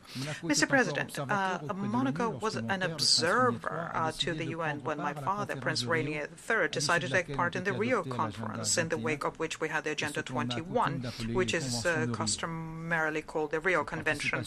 And this participation in the Earth Summit was one of the trigger elements which resulted in the fact that the Principality started seeking full membership in the community of nations which gather here in this august chamber. The respect for the environment and wild fauna on land and sea and supporting science were fundamental priorities for the Princes of Monaco throughout the centuries. Today, what was a relentless commitment have become a duty for our survival. And that is why we signed the Framework Convention on Climate Change, the Convention on Climate Change, the Convention on Biodiversity, and then the Convention to Combat Desertification. These international treaties, they were added to thereafter, but they continue guided our action to preserve the planet from environmental disasters which can destroy all progress. In this regard, I would like to underscore to what extent the growing body of international law is the unsung success of our cooperation efforts within the UN, and recall that since our admission to the United Nations, we have become parties to 50 international treaties covering a large spectrum of topics such as human rights, disarmament, environment, or the law of the sea. In the course of this past year, the multilateralism in certain areas has shown once again its strength and its effectiveness because it continued and persevered. In December last, we have had a historic event when we adopted the Montreal Global Framework on Biodiversity, and then we concluded about 2 decades of negotiations by finalizing the agreement on biodiversity and high sea, which I had the honor of signing. And this binding legal instrument will have another decisive step in protecting and safeguarding the seas and the oceans. And these victories, which come out of our collective efforts, have to give us hope, because above and beyond the ocean and the biodiversity, they also show the very potential of the United Nations to build common edifices for us to live better in harmony with nature. Furthermore, it seems fundamental to me to be aware of these new instruments because they give us powerful tools to combat climate change. Amongst the indigenous people or island people, the sea is a fully fledged being. The crucial role of seas and oceans in regulating climate is clearly recognized now and enables us to handle this challenge holistically. Because make no mistake, we will only be able to gain the battle on climate if we work together towards the implementation of the SDGs that we have set ourselves 8 years ago. We should, there is not a moment to lose. Extreme climate events, floods, droughts, fires, whose frequency and intensity is only growing, already result in the suffering of millions of people and require from us to undertake urgent and drastic measures. Physical modifications of the marine environment and coastal areas, the acidification of the ocean, rising sea levels are other phenomena which are threats for the very existence of coastal communities in many countries. Secretary General, your determination to bring together the leaders of states, representatives of private institutions and civil society within the framework of the Climate Ambition Summit is very timely. The very recent IPCC report has alerted that it once again showed us that our collective efforts are insufficient in order to fight this planetary scourge. Several months ago, we have started the first stage of assessing the implementation of the Paris Agreement. summit. This will be finalized at COP28, but it cannot be simply a statement of failure. We need to, on the contrary, use this most recent opportunity we have to rectify the trajectory so as to make sure we do not raise the temperature more than 1.5 degrees Celsius. Ladies and gentlemen, let's face facts. Serious changes to our ways of life and our collective organizations are needed and needed fast. We need to redouble our solidarity so justice and equity become keywords of this phase of our transition. In this context, Monaco would like to play its part. The government of the Principality will contribute to the replenishment of the Green Climate Fund to the tune of 3.3 million euros for 2024-2027. This is a 10% increase compared to the previous period, and Monaco is already a #1 per capita donor into this fundamental instrument under the Paris Agreement. Mr. President, for more than a century, Monaco has shown how our man and sea can coexist. And the question of oceans will be once again, 2 years after Samoa pathway, at the center of the deliberations of the fourth conference on SIDS and the third conference on SDGs for land in Nice, presided by France and Costa Rica 2025. Monaco decided, together with the organizers of this conference, to host sessions on blue economy, and the conclusions of that, I hope, will enrich the deliberations of this gathering. We do still have the unexplained phenomena of the cold stretch in the east of the Pacific Ocean, but the United Nations Decade on Ocean Sciences in the service of development provides us an opportunity to better understand the complex phenomena of climate change. Major countries have understood what needs to be done for our oceans. We are looking for water on Mars, but we have to wait for a generation to make sure that under the impetus of the President of the 77th GA, we had another conference on water last March. The young people of our nations place a very serious responsibility on us to make sure that we safeguard the air they breathe, the land where they grow, and the seas and the oceans, the cradles of humanity and key to our survival. And this fight will never be over. Mr. President, the conflict also undermines the environment and an additional obstacle to the implementation of the SDGs. It's been about 600 days now that Russia took the decision in violation of international law to launch a major-scale aggression against Ukraine. This was condemned several times by our Assembly, as well as humanitarian and environmental consequences. Here, yet once again, I'd like to express the solidarity of my country given these tragic events and the destruction that the civilian population suffer every day. And the fights and the bombings resulted in pollution of soils and resulted in toxic substances. Natural areas have been destroyed, and there is now a shortage of drinking water and spread of diseases. It is inconceivable that in the 21st century, healthcare professionals are regularly attacked, that medical infrastructures are attacked in various areas of conflict. So I appeal once again for the protection of these professions and for the protection of civilian populations. The world is now beginning to recover after the pandemic of COVID-19. I would like to welcome, therefore, the fact that this week we'll have several high-level meetings on major public health issues.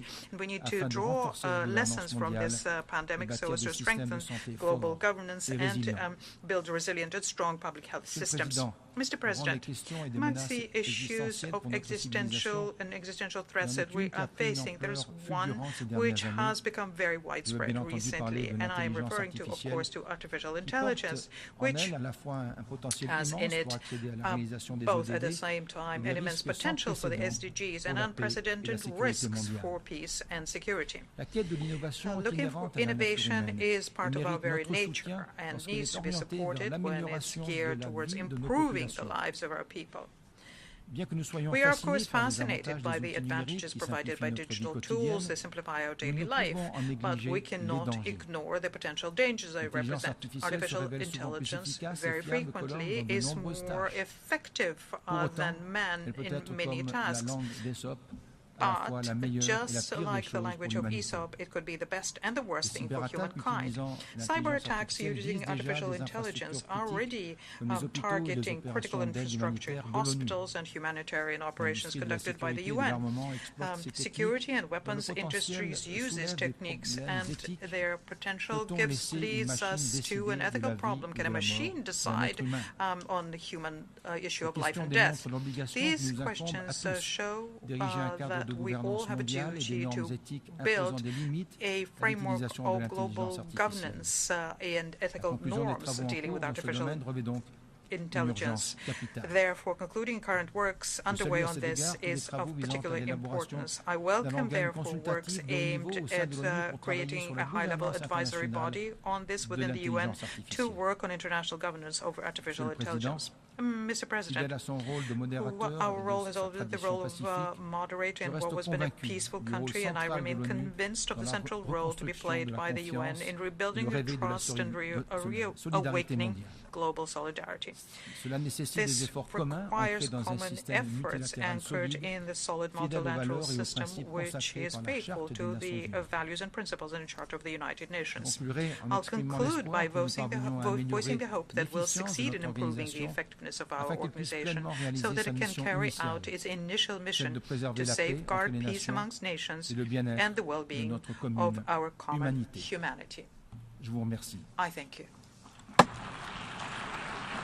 On behalf of the Assembly, I wish to thank the Sovereign Prince of Monaco for the statement just made and request protocol to escort His Serene Highness. The Assembly will hear an address by His Excellency Gabriel Boric Font, President of the Republic of Chile. I request protocol to escort His Excellency.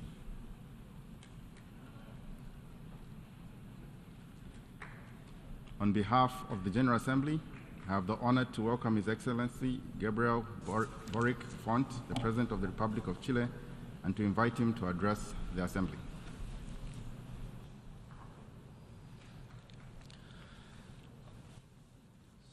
Señor Presidente, Mr. President, más y estimados representantes de distinguished los miembros de las representatives Naciones Unidas, of the member states of the United Nations, porque tenemos la firme convicción we que la have the democracia firm conviction that democracy es memoria y futuro.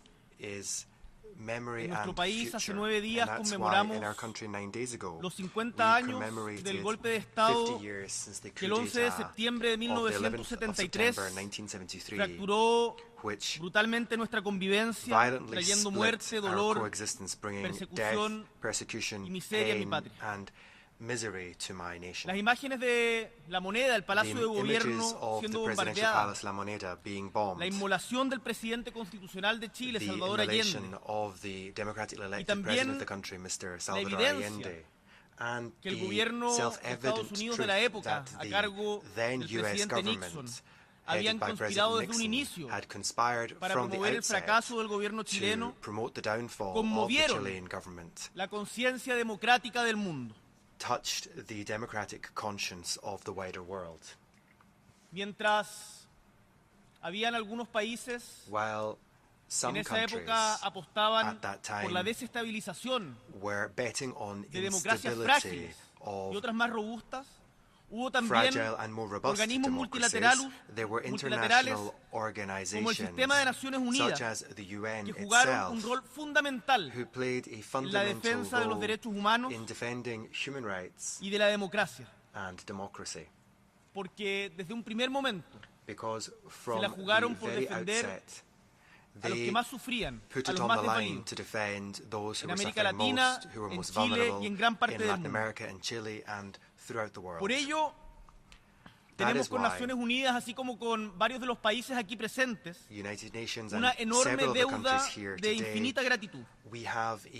Fueron miles quienes anónimamente prestaron auxilio a los perseguidos, salvaron vidas y ejercieron una solidaridad que hasta el día de hoy nos conmueve con las víctimas de la dictadura encabezada por Augusto Pinochet. Desde entonces, nuestro país ha recorrido un largo camino. Como chilenas y chilenos nos sentimos orgullosos de habernos unido para poder recuperar la democracia, restaurar la República y rehacer el camino de ampliación de derechos y de las libertades fundamentales que habían conquistado los fundadores de nuestra patria. Chile es un país que ama y fomenta la paz, y desde esa identidad que nos caracteriza es que vengo a hablar.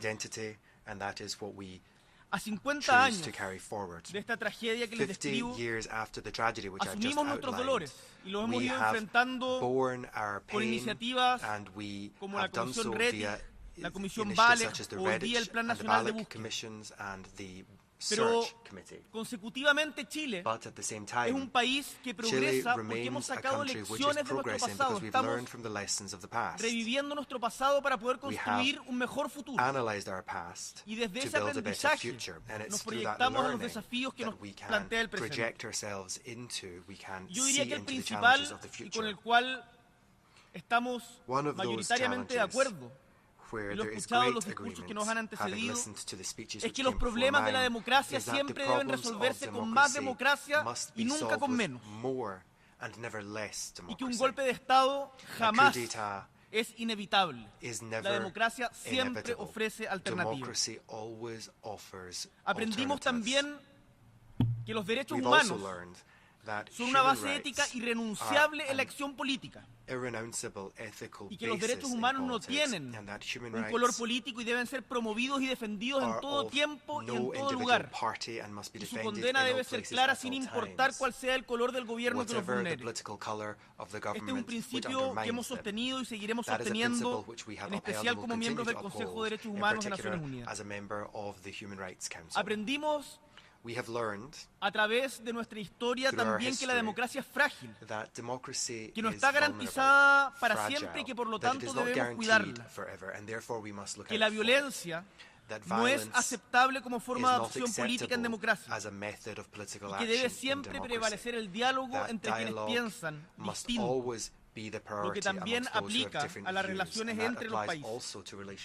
Por eso, quiero reafirmar la vocación profunda de Chile por el multilateralismo, los mecanismos pacíficos de solución de controversias. Aprendimos también, y esto creo que es importante destacarlo en tiempos de polarización, que cuando logramos unirnos en pos de objetivos comunes podemos avanzar de manera plural por el beneficio de nuestros pueblos. Porque es cierto, quien quiera que siga el debate en nuestro país podrá ver que en Chile persisten grandes diferencias, pero también hay grandes consensos. Y es así como en conjunto, con los 4 expresidentes y presidentas vivos actualmente, y mi persona firmamos un compromiso de cara al futuro por la democracia y los derechos humanos, e invitamos a otros líderes de Estado también a adherir. Y también, incluso en los momentos de más algidez política, somos capaces, oficialismo y oposición, de juntarnos para buscar caminos que nos permitan salir de los entrampamientos y poner a nuestro pueblo por delante de nuestras legítimas diferencias. Y es así como en conjunto, insisto, en conjunto, oficialismo y oposición, vamos armando camino para poder atender a las demandas de nuestro pueblo.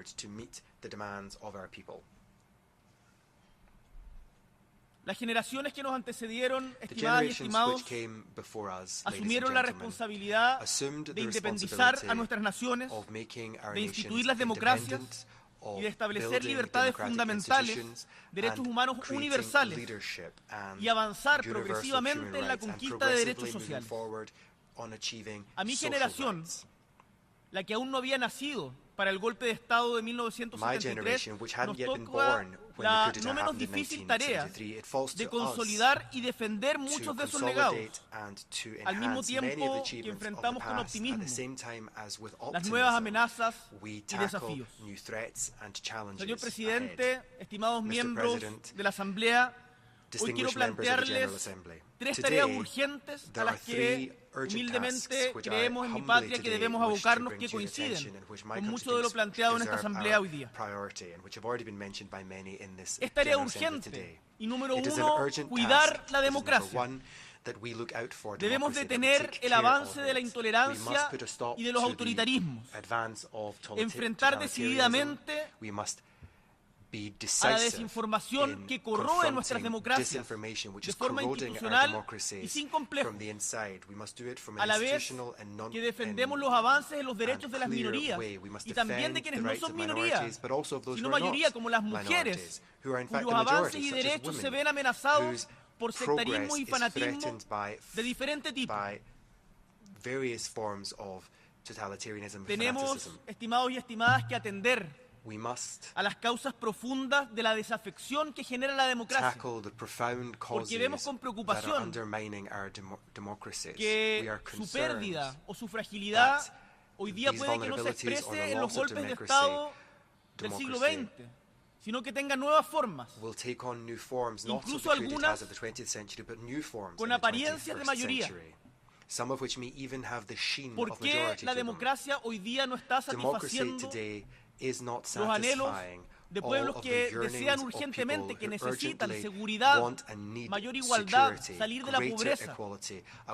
La democracia tiene que ser capaz de entregar resultados y debemos abocarnos con mucha fuerza a ello. Cuando las instituciones tardan en dar respuesta o no lo logran a tiempo de forma clara, la corrupción, el crimen organizado, las múltiples desigualdades, todos esos desafíos que van corroyendo nuestras instituciones, la población deja de confiar.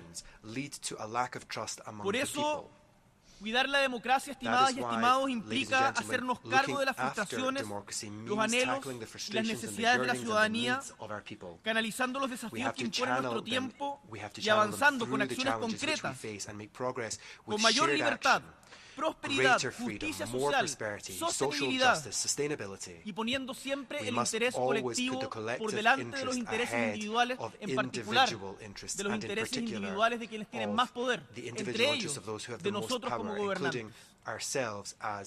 En este sentido, también defendemos el respeto irrestricto a los derechos humanos como avance civilizatorio independiente de qué gobierno esté en el poder.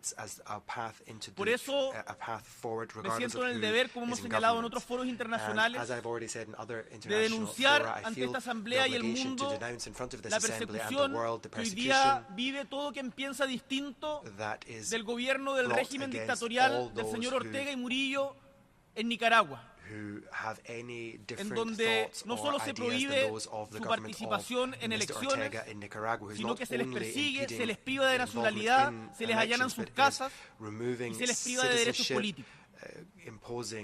A su vez, estimados y estimadas, tenemos que pensar conjuntamente que cualquier solución a los problemas